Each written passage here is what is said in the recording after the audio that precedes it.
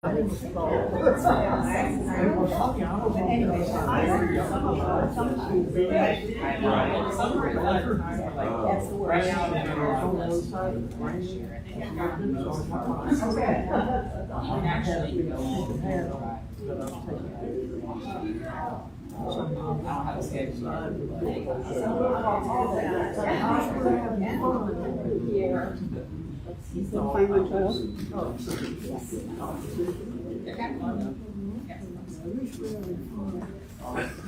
see you. Yes, me.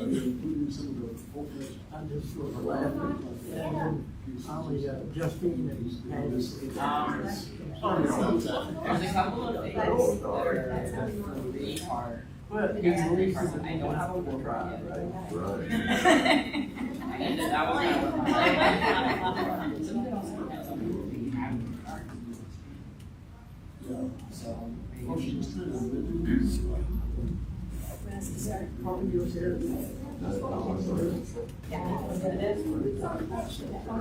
I think Kathy, I saw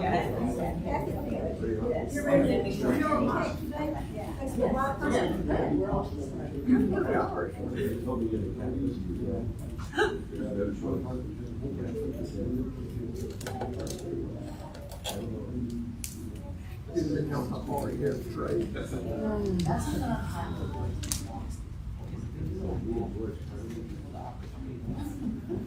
Yeah, I mean, that's a little hard.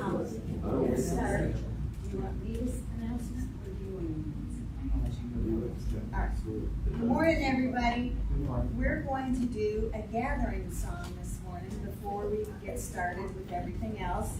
And we're singing number 389, Gathered Here. A lot of you will recognize the song. Mo is going to play an introduction, and then we're going to all sing the song through twice. What's the number again? 389.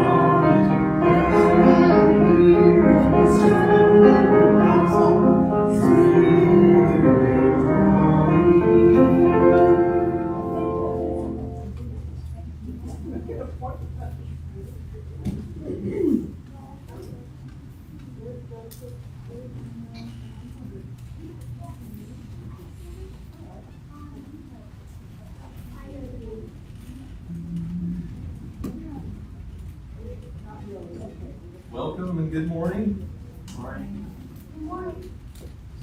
Come, whoever you are, holding various beliefs, whatever your skin color, national origin, whatever your age or gender identity, whatever your abilities, whatever you love, you are welcome at the Unitarian Universalist Fellowship of Statesboro.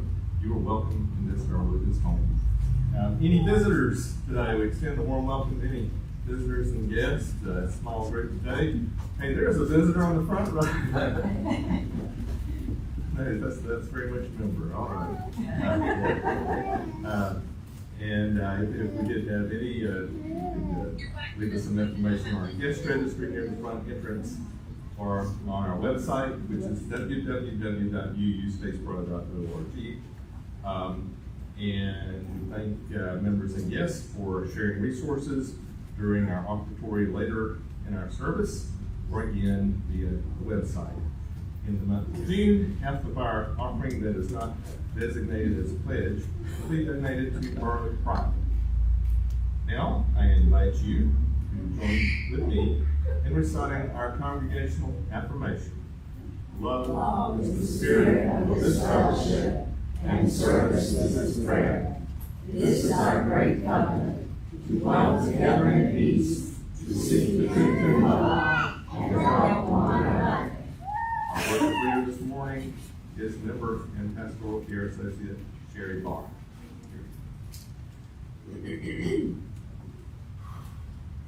Thank you, Al. Good morning, friends. Good morning. May the words of my mouth and the meditations of my heart today contribute to and support the love in and among us. May it be so.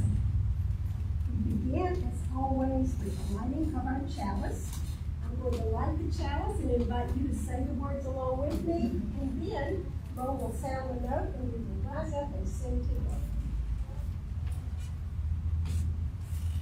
This is our chalice of love and light, uniting us all by day and night. Rise up, O flame, bright, bright, glory, show to us beauty, vision, and joy.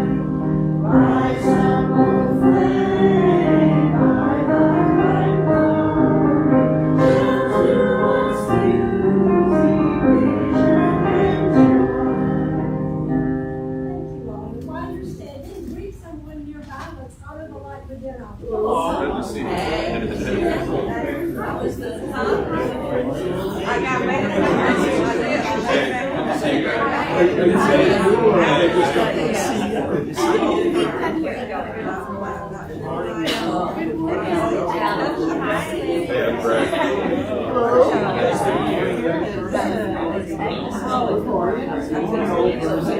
like Shari Barr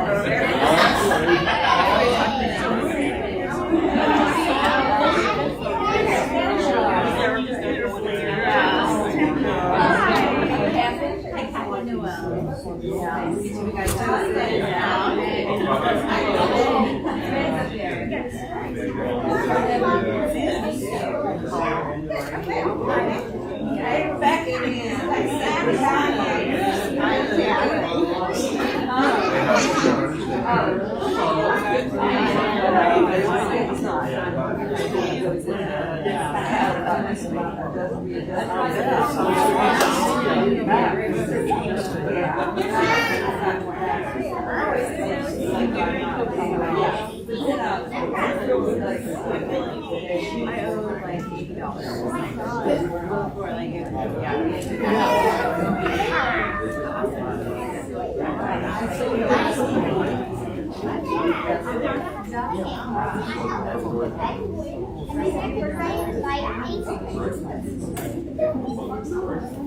Now it's the time for a story for all ages. So I have a little housekeeping to take care of before the story. I know Abby and Anna were both out of town, and there was some question whether Anna was getting back. Anna, our child care person, I don't see Anna.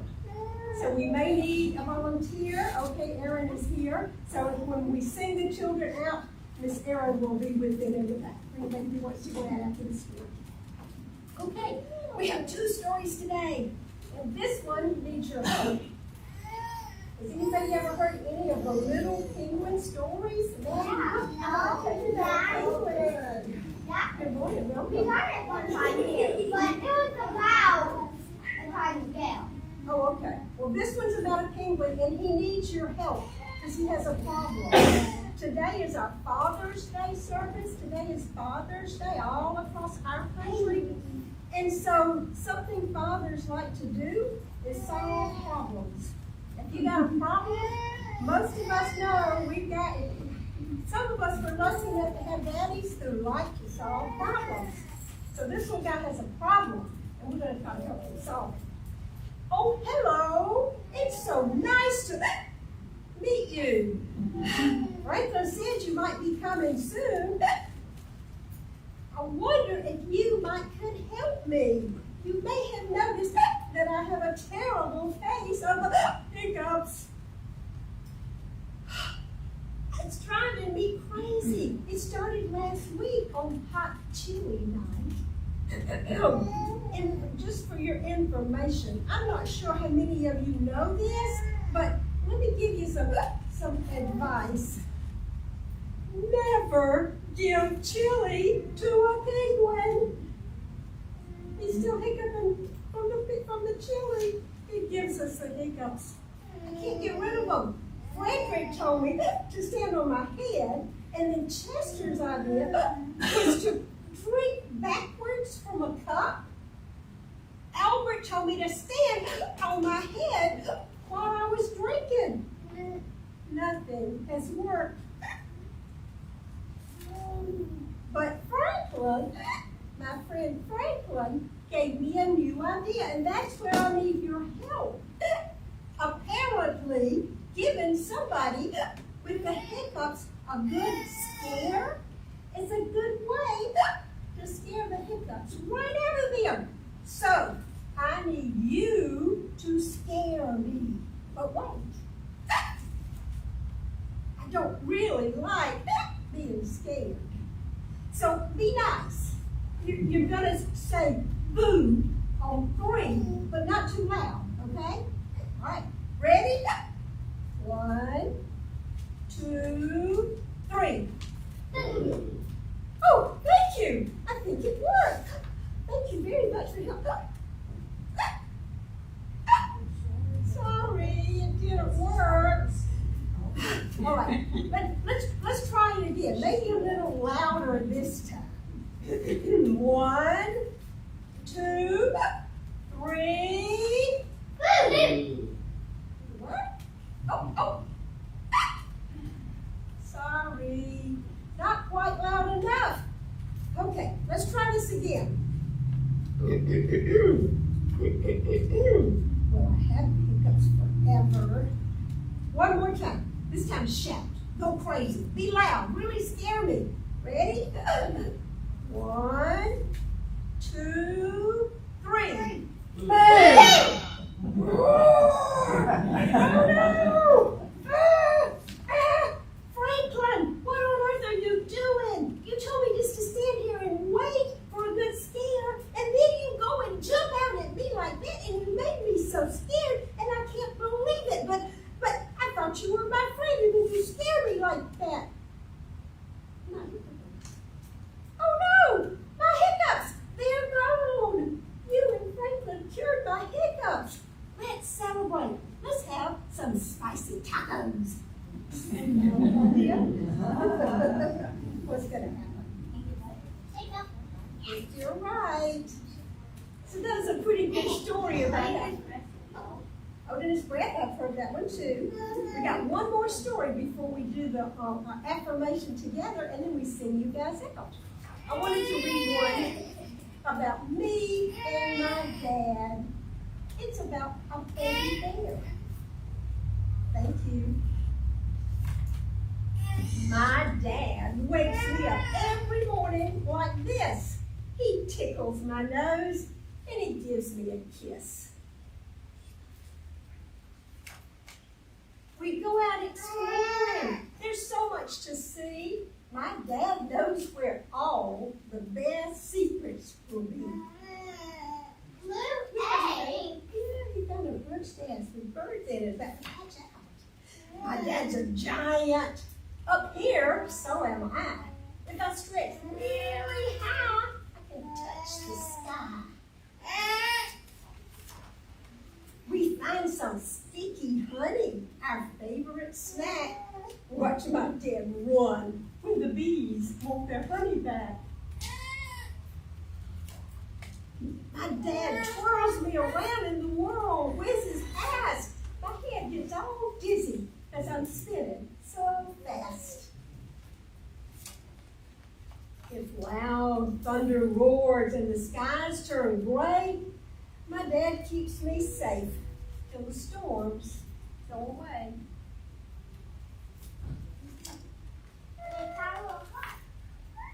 When it's raining, my dad plays a staying them dry trick. To dodge all the raindrops, you have to be quick. You can run fast enough to dodge the raindrops? That's what you stand to. You have done that? Yeah. You're pretty fast, Alan. We race to the river, and Dad jumps right in. I climb on his back, and we go for a swim. My dad is so strong, he can lift anything. I hope I'm strong too when I'm grown up like him. Big strong. He did, a whole tree trunk. When I get sleepy, Dad gives me a hug. Sometimes he carries me home, all cozy and snug. Sometimes when you're little, that feels good. My dad tells me stories as day turns to night. We cuddle up close in the warm, twinkling light. My dad is the best daddy bear there could be. We're together forever, my dad and me. And that's the story of my dad and me. All right, thank you for listening, and thank you for curing the hiccups. Stand up, what you got? We're going to stand up and we're going to do our affirmation. Oh, that's there. Thank you for protecting your system. All right, everybody who knows it, pick it up. We're going to hold our hands up like this, and we're going to say, we are Unitarian Universalists, people of open minds, loving hearts, and helping hands. Thank you. And then we'll form the arch. Children are going to line up here, and we'll sing them out to their class with this hand.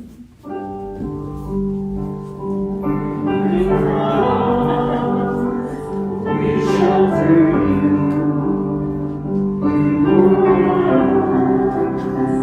As you pass through, and you as you go, to help you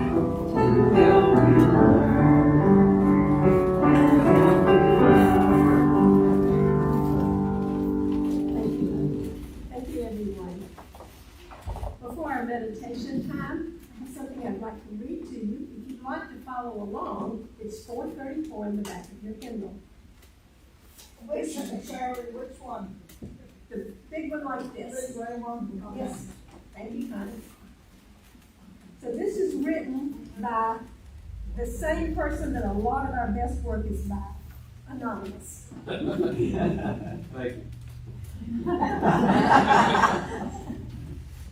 Hear these words. May we be reminded here of our highest aspirations and inspired to bring our gifts of love and service to the altar of humanity. May we know once again that we are not isolated beings, but connected in mystery and miracle to the universe, to this community, and to one another. I invite you to pause for a few moments of meditation and reflection.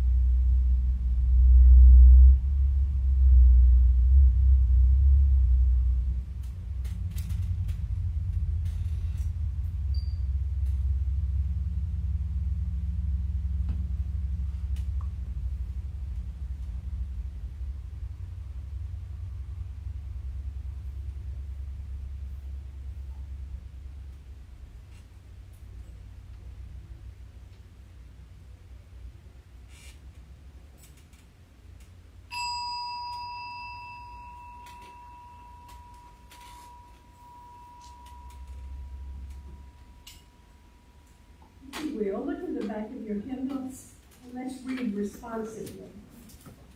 Number 436. This was written by David C. Poe, who I believe is a Unitarian Universalist minister. 436. I'll read the first lines and ask you to respond with the ones in italics. We come to this time and this place to rediscover the wondrous gifts of free religious community, to renew our faith in the holiness, goodness, and beauty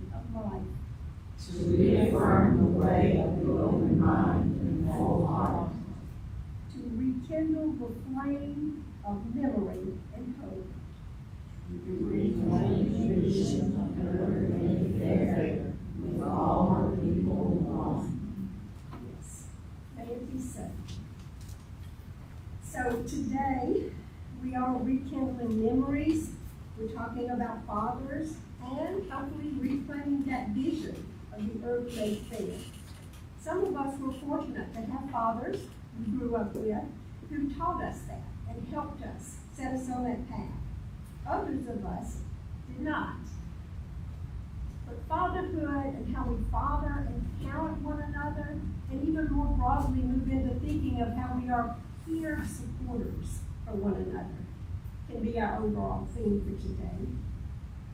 But I want to invite you to participate in a very brief exercise. If you didn't get a piece of paper, raise your hand and Paul will bring you one. There's paper and pencils on the back. Okay, Paul, would you help distribute some? So you just need one full sheet of paper and something to write with. And there are hymnals about, they're on hardback, and something to write against. Raise your hand and give me paper and pencil. As we're getting distributed, start thinking about your own father or the principal father figure in your life as you're growing up. Need one more. Oh, you're running, but I'll play up front.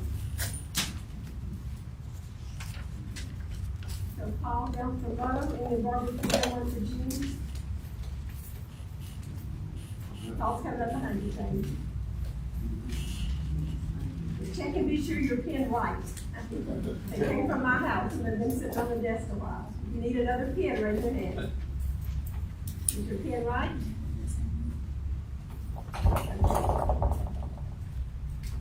So this is a little exercise I did many years ago that was very instructive. It really brought me some insights. So I offer it to you. It may or may not be of use, but hopefully it's of no harm at any rate. Think about your father. Think about the man who is most like a father to you. And as you think about that person, just at this moment in time, looking back, can you capture his reason for being? Your father, what was his main motivation? What seemed to be his job in life? Whatever comes to you, if you will, just write a sentence for your own use. Nobody else is going to look at it. Write one sentence about your father and what seemed to be his job in life. And it can be your father figure, any man who is important to you.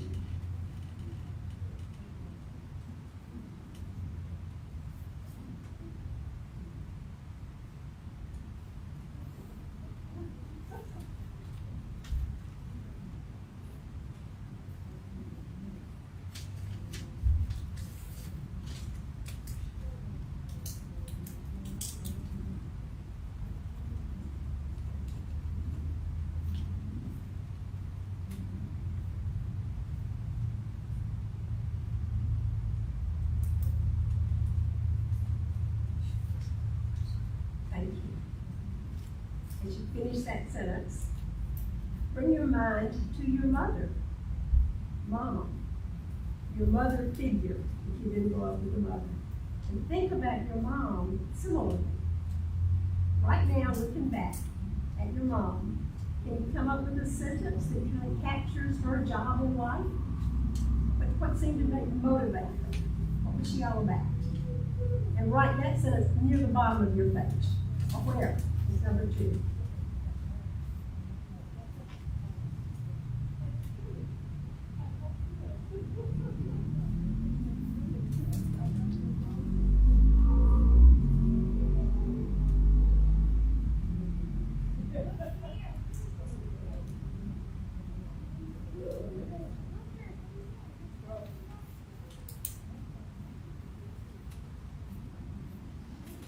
As you finish that thought, new task.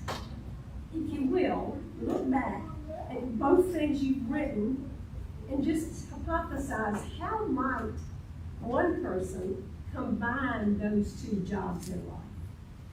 And see if you can come up with a sentence that combines both of those jobs. How might one person have that job? And write that down.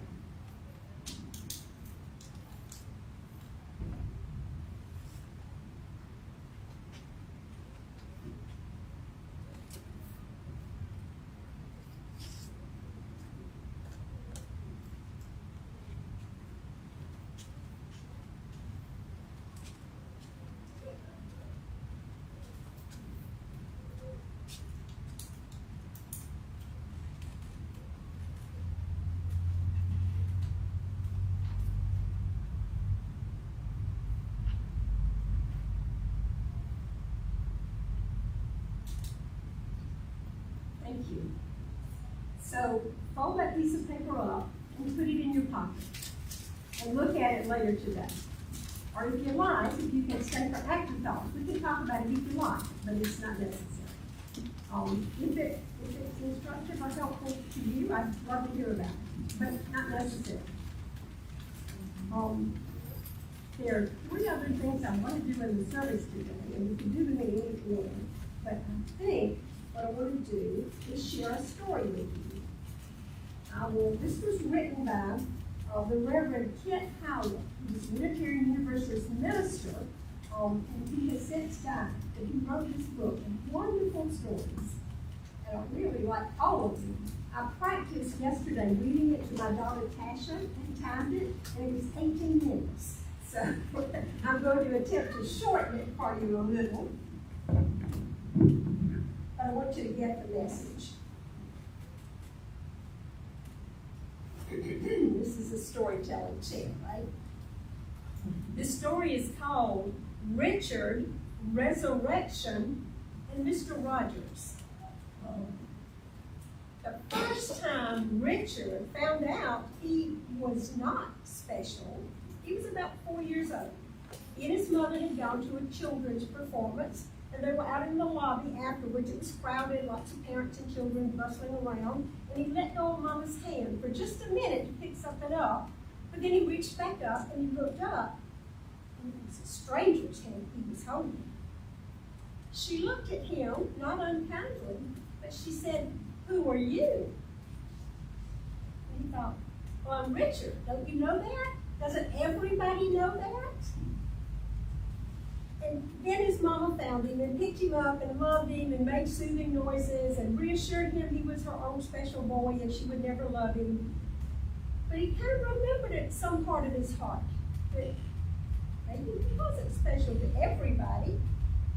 The next time something happened that was memorable and affected his sense of being special was when Grandma came to visit.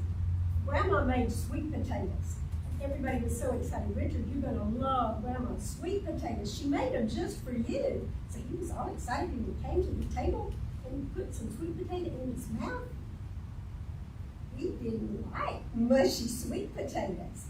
Ugh, he spit them out. Well, Mama and Daddy were horrified. And his grandmother's feelings were hurt. If you don't like them, and his daddy got really angry. And he realized they loved him, but they wanted him to like the sweet potatoes. Well, he went on to school, and he was pretty bright, and he made pretty good grades, and his parents and his teachers all bragged on him and told him how special he was. And he felt pretty good about that. And he realized he was special as long as he performed the way the people around him needed him to. There was only one place, though, where Richard really felt special, and that was in front of the TV.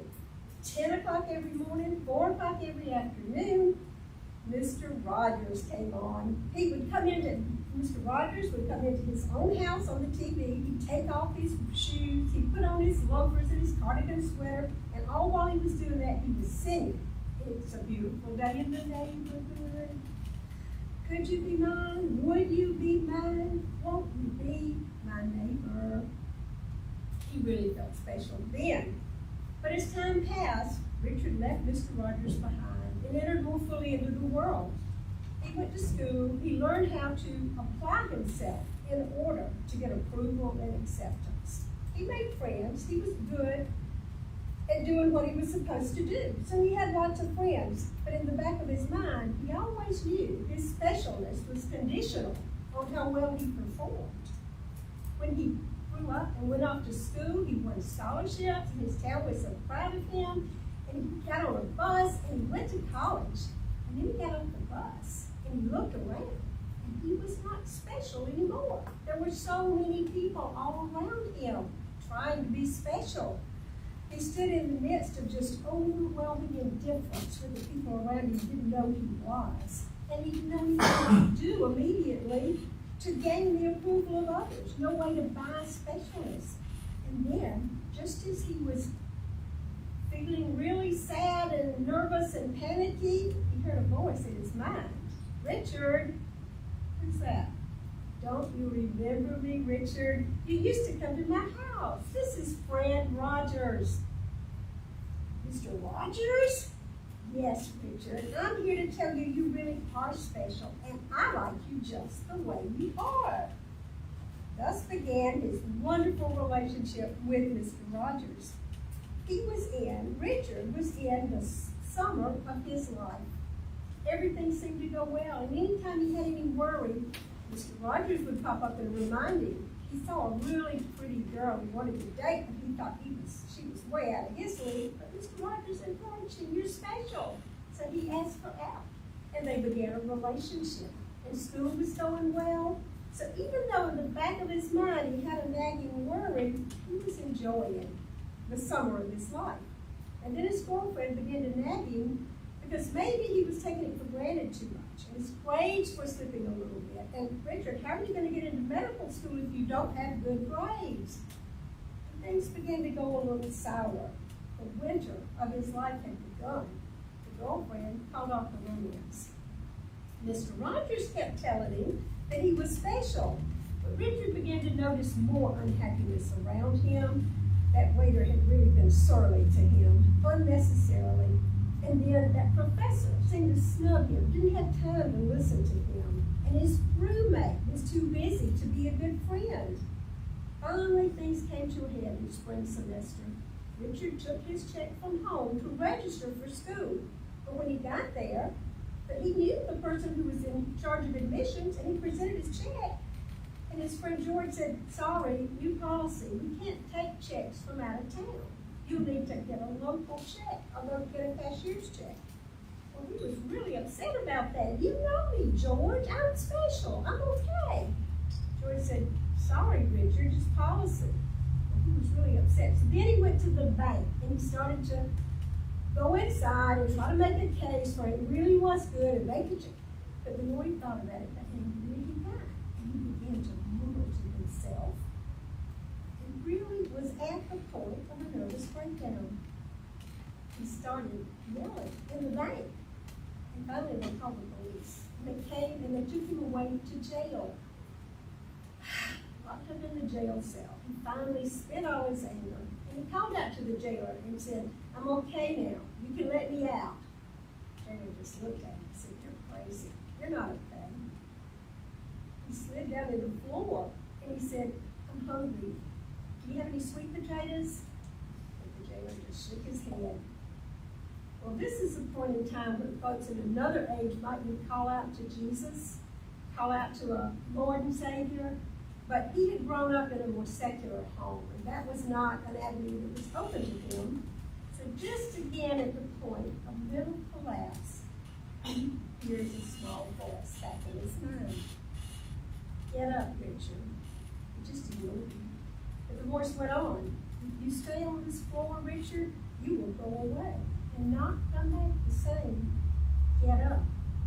"Why should I? I'm nothing. Nobody knows or cares about me. They just care about my performance, how good my grades are. I'm not special. I've never been special." Mr. Rogers sighed. "Richard, you are as special as the sun and the moon and the stars and the rivers and the trees. You are so special. You are divine.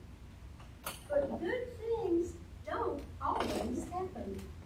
I never said you were always supposed to get your way, or that everybody was going to love you and treat you special.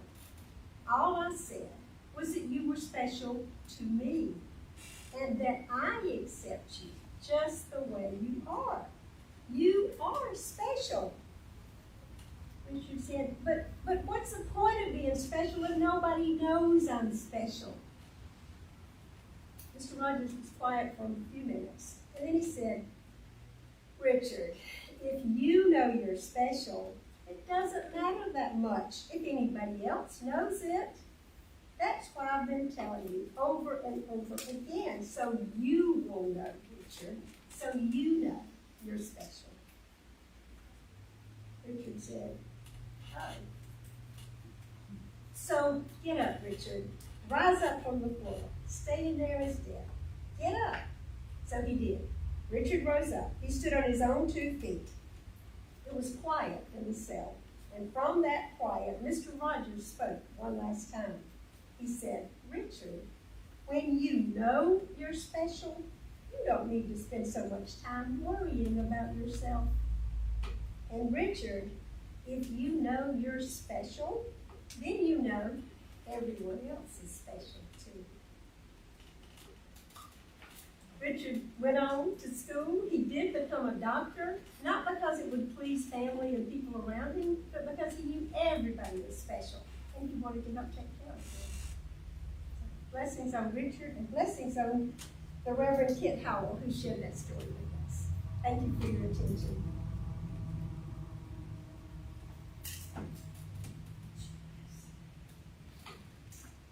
Two more elements of our service today, and we're still good. We're just 5 minutes after.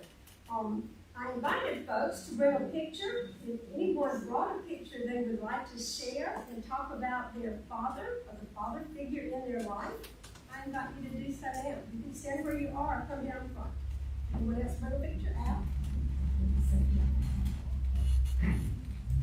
Sometimes the best family photos are kind of accidental.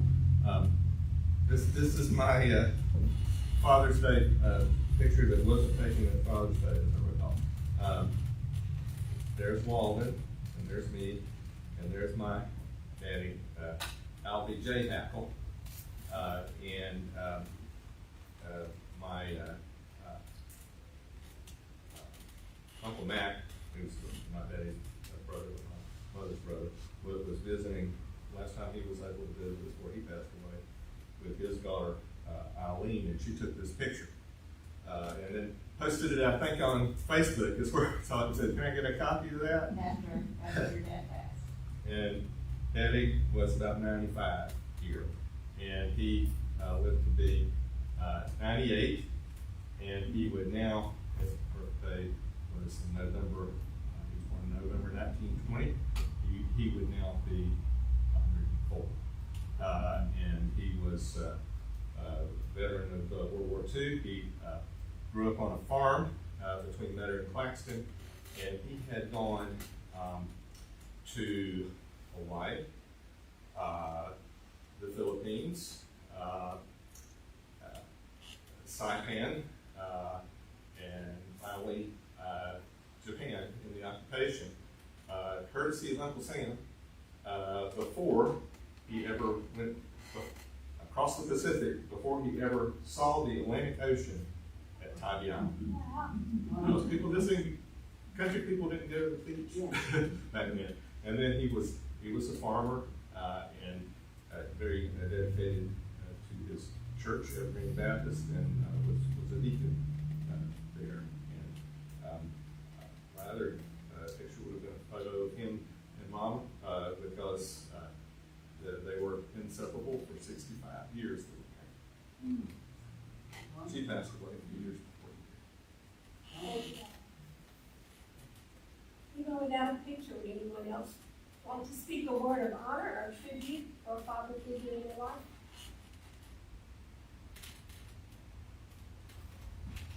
I have to say something from my seat. Okay, go ahead. Connie, go ahead. I'll just say that my son Ram is a very good father to both their kids. And my late husband, Mal, was an excellent father, both to our two boys. Those two boys couldn't have had a better father. And he was, his own father never played with him. And so Ralph he just was an excellent dad to those two boys. Thank you, Connie. Helen. I grew up with pretty much a deadbeat dad for most of my life, and then found my adopted father February of 2020. We've only ever communicated via phone and sporadic and stuff. He's like my bio dad. Oh, did I say adopted father? Sorry, my bio father. I've never really had kind of like a father figure in my life, but when we moved to Florida, I was pregnant with Addie. and we met this wonderful family in the church that we recently left. But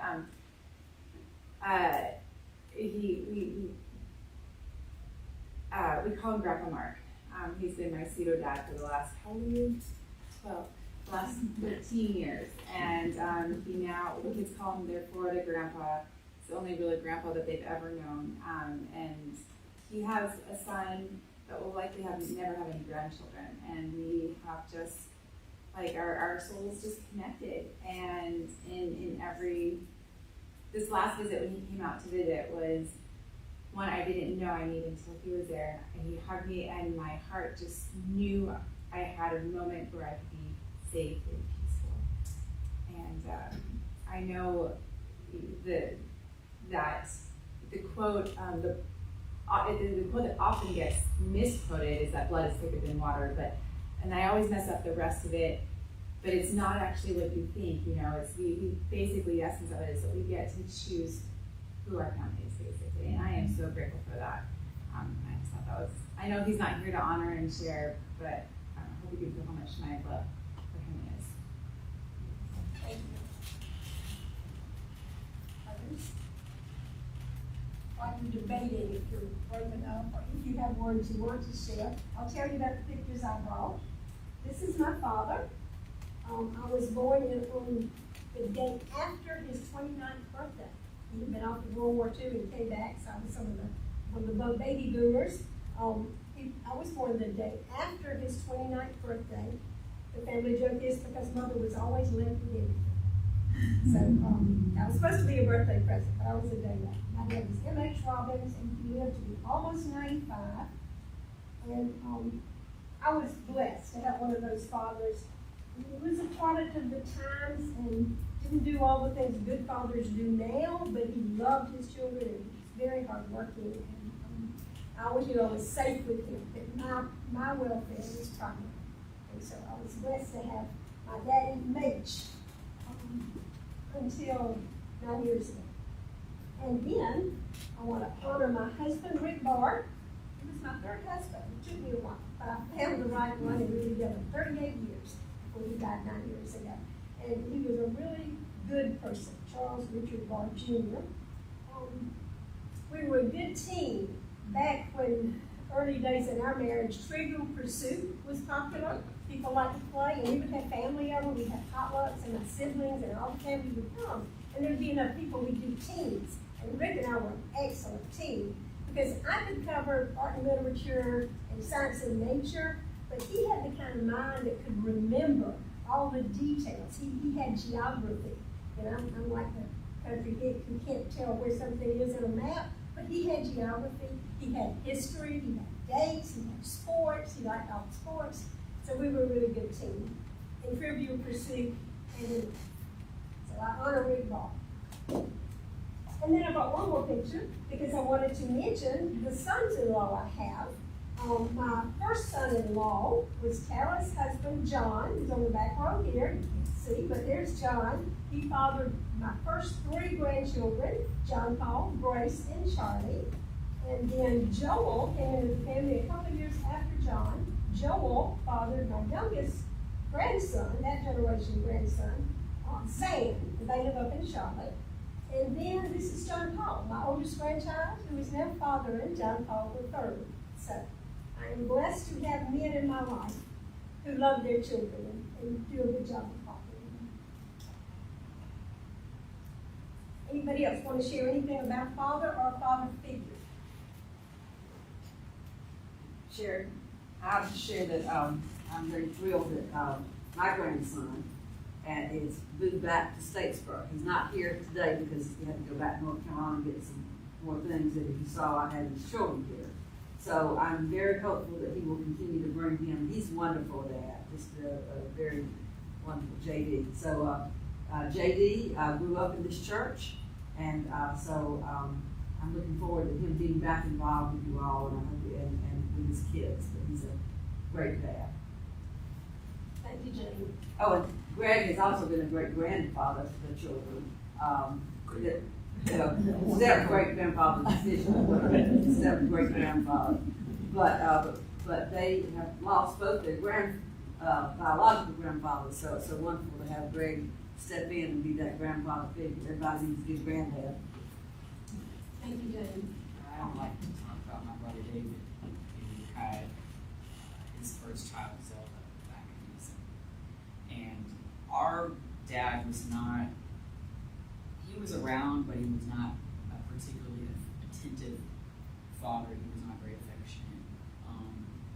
And so to watch David really bloom into his own fatherhood, he's such a loving guy, just a good guy, very, very attentive husband, very attentive father.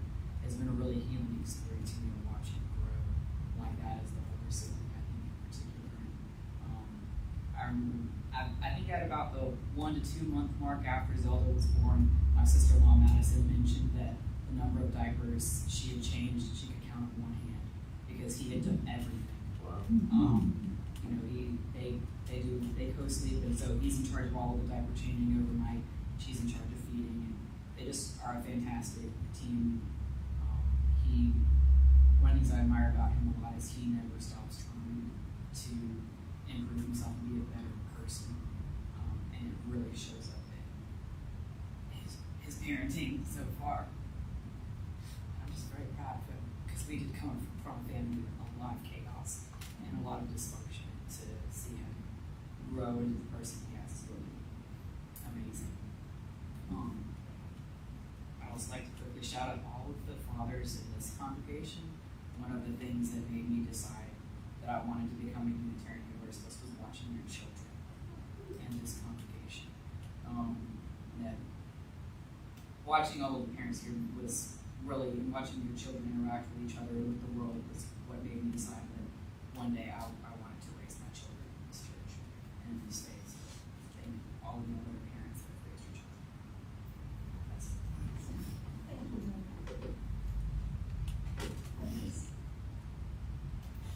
I want to highlight two things that have already kind of been mentioned here. One, I want to think of the blessing it is for fathers who can father better than they were fathered. For men who can learn and do better, who can grow from a negative example sometimes. Or sometimes it's not all negative, but they can look around and see what they were missing and decide to provide it to their children. So I'm thankful for fathers who are able to father better than the model they grew up with. And then I'm also thankful for the chosen families we get. That there are people with open hearts that we can find and connect with and feel that love and choose as our family. Those are two of the biggest blessings I see in fatherhood. I'll ask you to pull out your hymnal, if you will, and we'll read another. We're doing a little different. In the back of your hymnal, near the back, is number 409. It's actually a song. As you know, I'm not a singer. 409. Yes, it's a song in the back of the hymnal. You don't really even need it. You can follow along with the words if you like. But I want to do this responsively. And your part, when I pause, is to join me in singing all through the night.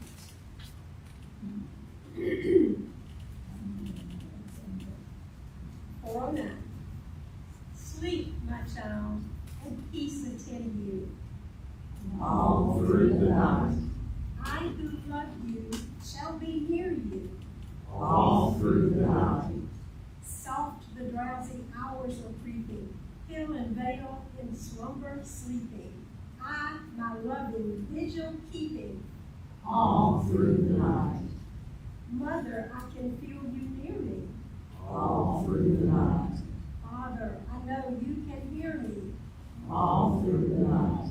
And when I am your age nearly, still I will remember clearly how you sang and held me dearly. All through the night. While the moon her watch is keeping, All through the night. while one half the world is sleeping, All through the night. even while the sun comes stealing, visions of the day revealing, breathes of pure and holy feeling. All through the night. May it be so. I'm reminded of a saying I encountered learned some years ago that I really like about how we interact with others. We're all just walking each other home. Throughout our lives, whatever home at the end of life means to you, it's an opportunity to be walking one another home. So thank you for walking with me this morning. And now is the time in our service for our offering. So I'll pass the plate. I will remind you, as Al told us, anything in the plate that is not marked as a pledge, half of it will go to support the local Barr Pride group.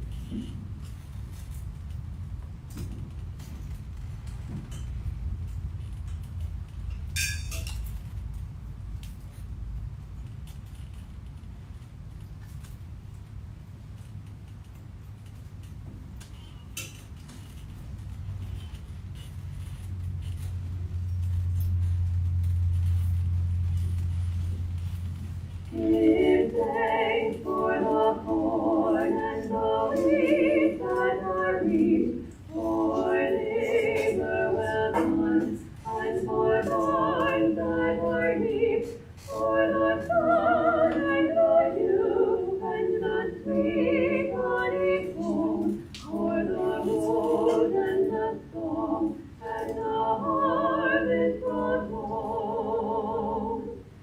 Give thanks for the hills and the farms of our land, for craft and the strength in the work of our hands, for the beauty our artists and poets have wrought, for the hope and affection our friendships have brought.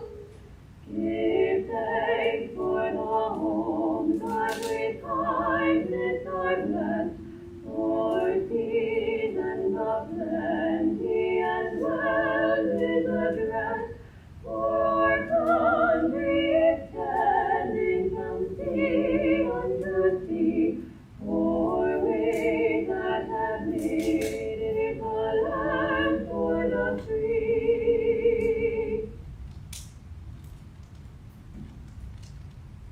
Say a word of thanks to Mo and Cynthia and our music committee who not only sang to start us off today with the gathering song, but have made it really easy for future worship leaders to find embedded music when you don't have that music. So thank you, Mo and Cynthia and everybody who contributed to that. Now is the time in the service when we share joys and concerns. So I invite you, if you have a special joy or concern on your heart, stand where you are, or come down front. You can light a candle or place a stone in the water in token of your joy or concern. We are live on Facebook. Anything that's too close to share publicly, talk with me or Mike or anyone among us here separately in private. But come and share with you. I wanted somebody else to go first, but nobody seems to. James Covington. I can come first. So we have a dear friend, Fasha Maria Ray, who many of you know, who's been such a blessing, especially to the Phoenix community and to children in the Bullitt County schools. And she passed away Friday night. She had pancreatic cancer, stage 4. Thank you, Shari. I can't put my words. And her husband Dan is also she's Catholic, Dan's Baha'i, but they're both EU friends. So very close and very active with the other things we do in the community. We all and I work closely with both of them in my other role as well as a professor as well. So we're thinking about them and lifting them up. I heard from Dan early this morning, the service will be 4 o'clock at the Catholic Church on Wednesday. For those who knew them, which is like 4 o'clock at the 4 o'clock, back at Catholic the Church. Thank you.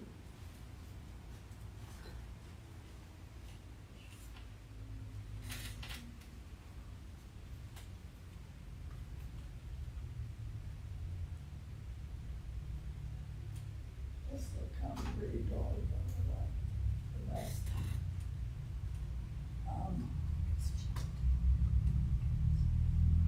This is self-serving.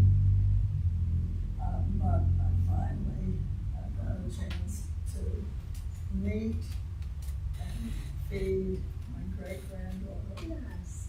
Nora Elaine. Elaine is a very popular name in our family. It's my granddaughter, Elaine, and also mine.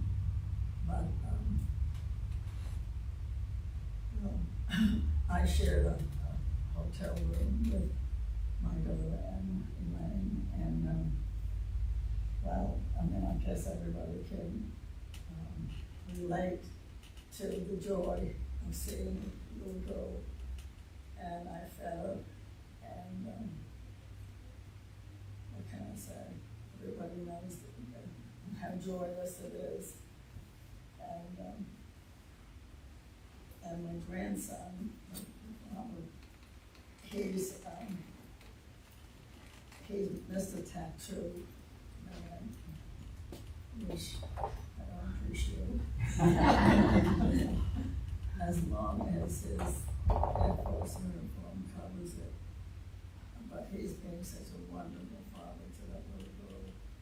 She was born April 2nd, so she's very, and I wanted to laugh at something. My daughter-in-law, Kara, but I still can't drive, which is not fun. But she drove me down, and because it was so boring, in a 6-hour drive, we decided to count the dollar stores. Some were yellow, some were green, and some were red. In the 6-hour drive, there were 13 dollar stores. I want to get some more. And usually in the little dining rooms in the motel, they don't have the sound on the TV. Well, in the Hampton in Preston, they did, in the little words that marched around the bottom, it said, "What kind of people shop at the dollar store?" You know now. We don't know. We certainly don't know. Thank you, Connie. Are there others?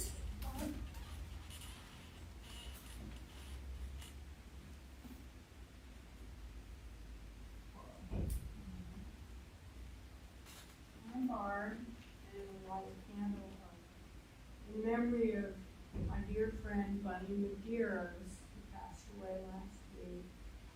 She was a member of the UU congregation in Abingdon, Virginia, and an amazing woman, an artist, a writer, a massage therapist, and a support and inspiration to me for over 40 years.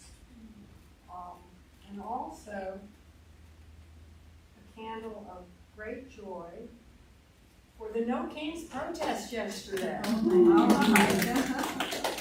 The Rice Connect said there were at least 500 people there, and the energy and the camaraderie and the feeling of being part of that community was very intense and just very gratifying. So, thanks to all. Amen. Thank you, Bob. And many more positive responses from cars going by, I thought. Yeah, people honking, thumbs up. I really didn't see any negative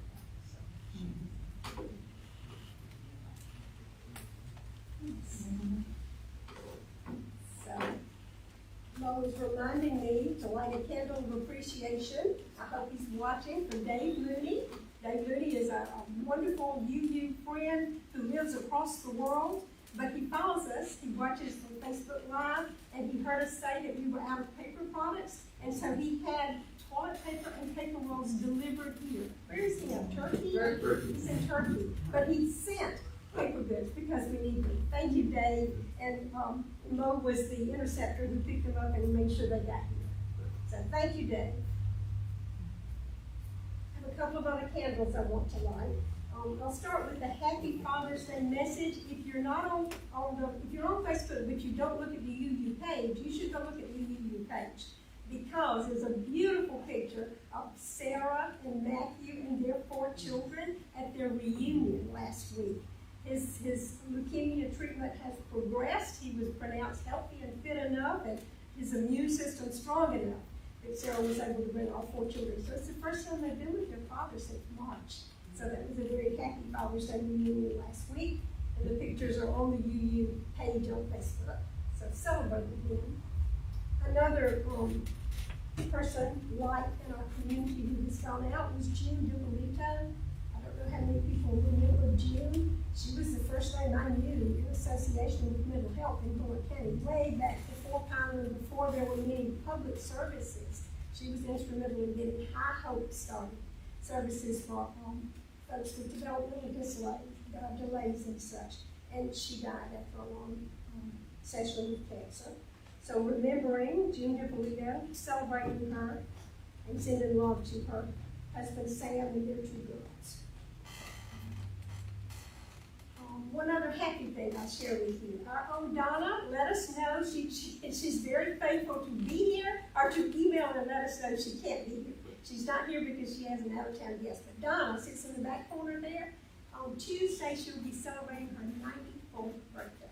So Martha and I are hatching plans to have a potluck lunch somewhere. So check your email and or your Facebook page, and when we get with her and figure out where, you'd be very welcome to come and help celebrate her 94th birthday. This is for Donna and her faithful partner Spike. There's a birthday card in the back. Please sign it for Donna, especially if you can't be there on Tuesday. There's another card there, a blank card, just to send a note of cheer to Jim and Betsy. Jim is not in any pain, and he's mostly in a good mood. He's still very confused, but he is not recovering physically. The challenges continue, and so just a word of love or encouragement would be welcome at their house, and that's also a left hand. I'm going to light a final candle in token of any other joy or concern you may carry you today that you don't speak into the world. But this is today.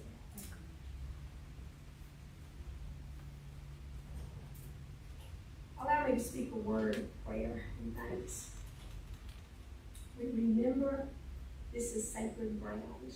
We remember that we have committed to keep our hearts as open as we can and to love and support one another through the joys and the concerns and all the ups and downs of our mundane lives.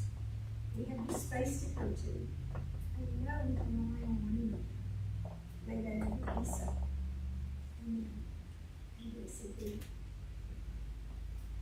We will close a few minutes over with Spirit of Life, and Lord will lead us. As you're able, stand and let's sing.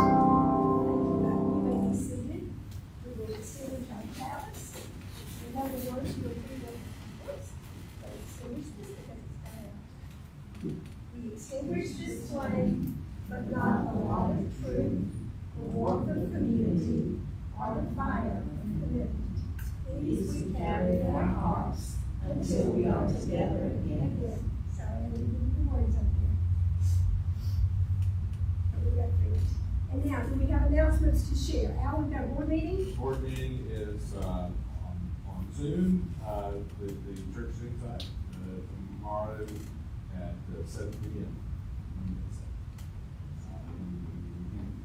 We have some important business. Thank you. Other announcements, Martha? Yes. Simultaneously with the board meeting tomorrow night, there will be a fundraiser at the, what we call the Good El Sombrero. Those of us who've lived here a long time, and on the north side next to the dead Publix, if you all know where I'm talking about. I'm showing how long I've lived here. But it will be for the Bullitt County Migrant Support Group. 20%, 10%, 20% of all proceeds will go to the committee that's supporting them. Many people in this room are involved. And so if you have a chance to go out and have some good Mexican food tomorrow night, it will be really good cause. And I would also just like to briefly say that the committee has really been flexing its muscles this week. We have been helping the 3 families that we're aware of. We introduced all 3 to the food bank. They've never heard of it. They were overjoyed. The food bank welcomed them with open arms. And we'll be providing them with food as we move forward. And yes, Martha, we are still all right with the meeting at 7. No, we are. Okay. No, we are, because, I mean, it's fine. No, I'm not, I didn't mean that. I just meant the board members can't go, but, you know. I think it was for after. No, that's fine. No, that's fine. Good place to go.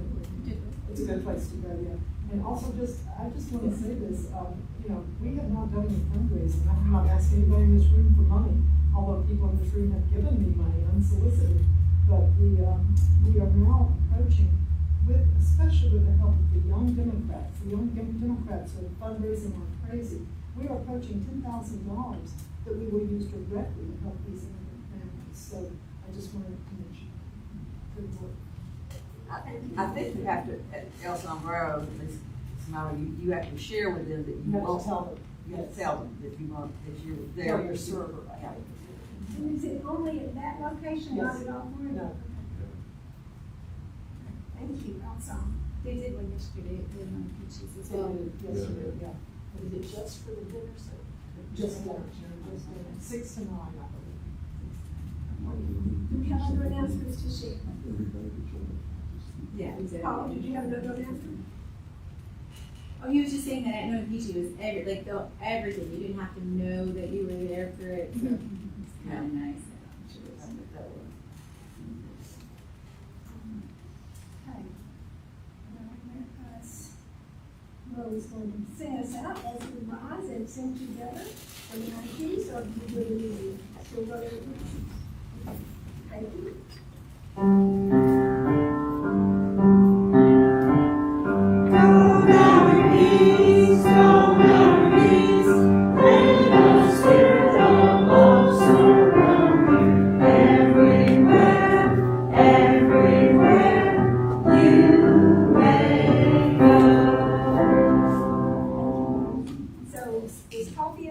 I'm not sure what else, but if you will, come back and circle up and we'll have after-class discussion.